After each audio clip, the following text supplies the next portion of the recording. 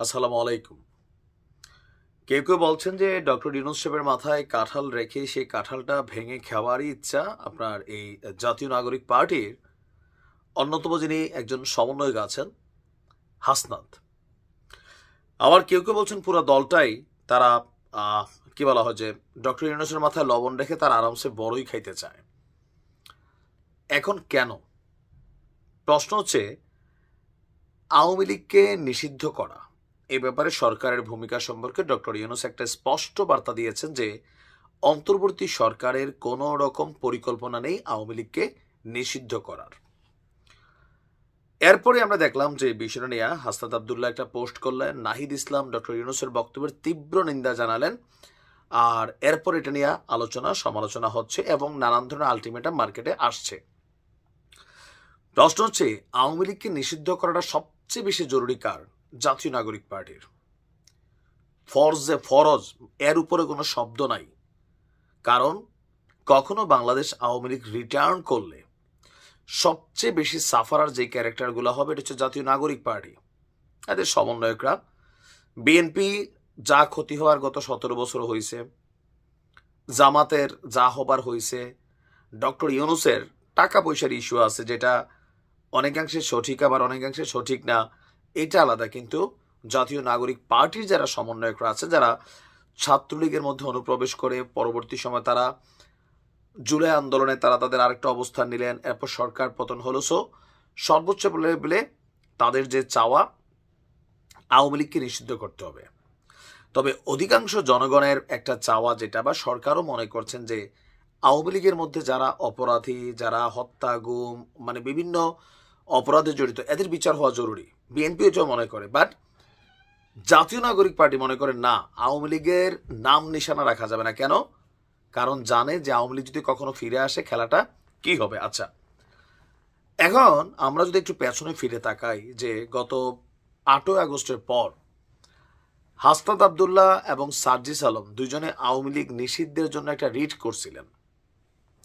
রিটটা করার পরে হঠাৎ করে ঠিক 24 ঘন্টার মাথায় তারা সেই রিটটা তুলে নিছে।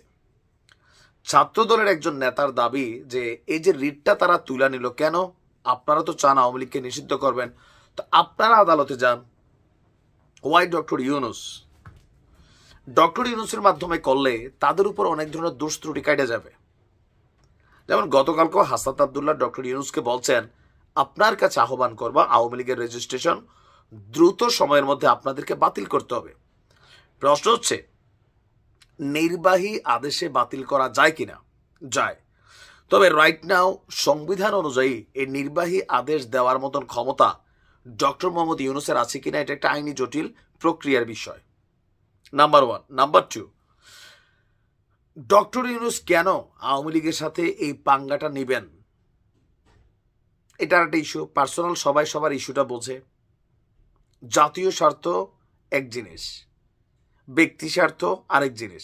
ডক্টর মোহাম্মদ ইউনূস আওয়ামী লীগকে পছন্দ করেন না, এটা খুবই বাস্তব। কারণ আওয়ামী লীগ সরকার ক্ষমতায় থাকার সময় ওনাকে যথেষ্ট অপমানিত করেছে, লাঞ্ছিত করেছে, টেকনিক্যালি খোদ শেখ হাসিনাও করেছেন। এগুলো ওনার মনের মধ্যে ঝাল আছে, সেটা আরেকটা। বাট আওয়ামী লীগকে নিষিদ্ধ ইস্যু এইটা আরেকটা। কারণ শেখ হাসিনা মানে আওয়ামী লীগ না। প্রকৃতভাবে একটা দলের গঠনতন্ত্র অনুযায়ী শেখ হাসিনা দলটার সভাপতি।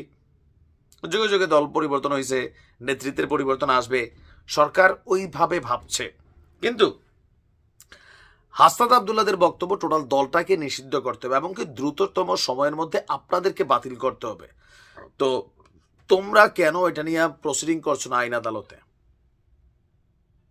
এই প্রশ্নটা অনেকেরই, যে ছাত্রদলেরও প্রশ্ন এটা, যে আপনারা তো এটা করছিলেন, তো এটা রিট করে তুলে নিলেন কেন? ডক্টর মোহাম্মদ ইউনূসের মাথায় রাইখা লবণ দিয়া বড়ি খেতে চান? আচ্ছা, এরপরে বলছে যে বিচার প্রক্রিয়ার মাধ্যমে এই দলটাকে জার্মানির নাজি পার্টির মতন চিরদিনের জন্য বাংলাদেশ থেকে নিষিদ্ধ করতে হবে। এই কথাগুলা বলা অনেক সোজা, কিন্তু বাস্তবায়নকারী যে দলটা বা যে টিমটা, যে বিচারক বা জনগণ, এখানে অনেক কিছু কিন্তু ইস্যু আছে। যেমন ধরেন জামাতকে আওয়ামী লীগ নিষিদ্ধ করে গেছিল না, নির্বাহী আদেশে করছে। বা কার্যত 15 বছর জামাতের কোনো অফিস আদালত বা তাদের প্রতিষ্ঠানগুলা এগুলা মানে কোনো কিছুর অস্তিত্ব ছিল না, জামাতের সংখ্যা কি বাড়ছে না কমছে? বাড়ছে। কেমনে বাড়লো? কারণ জনগণ জামাতকে পছন্দ করছে। আওয়ামী লীগের মধ্যে একটা বিশাল জনগোষ্ঠী আছে। আপনি কি এই গোষ্ঠীরে কি বলবেন? মানে আপনি কি গণতান্ত্রিক ভাষায় বলবেন যে আপনারা ভোট দিতে হবে না? জনগণ হিসাবে আপনি হাসনাতের যতটুকু অধিকার, প্রত্যেকটা মানুষের ততটুকু অধিকার গণতন্ত্রের প্রক্রিয়ায়।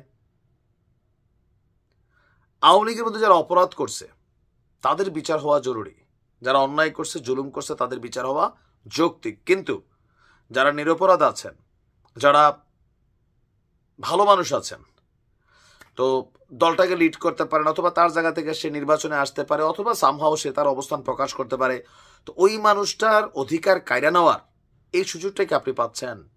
বা এটা কি গণতন্ত্রকে ফেস করে? অনেকে বলবেন এতদিন কইছিলেন, আমরা ততদিনও বলছি। আমরা যখন থেকে বলি, বিশেষ করে অনলাইনে গত 5 বছর, তখন আপনারা ছাত্রলীগের পতাকা তলে চাটছেন, খাইছেন, জায়গা মতো পৌঁছাইছেন।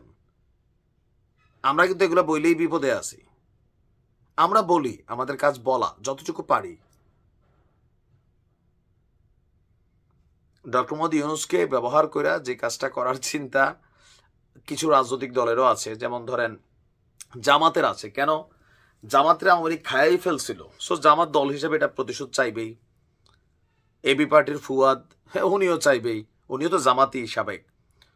রানিং এটা হয়তো তাদের আলাদা টিম হইতে পারে, অথবা দলে মূল্যায়ন পায় না, নিজে এখন দল একটা পার্ট করে এবি পার্টি নাম দিচ্ছেন, এরকম অনেক কিছু হইতে পারে। তবে আমার মনে হয় না ডক্টর মোহাম্মদ ইউনূসের সরকারে যারা আছেন, বা ডক্টর মোহাম্মদ ইউনূস খোদ নিজেও নির্বাহী ক্ষমতা প্রয়োগ করে আওয়ামী লীগকে নিষিদ্ধ করবে।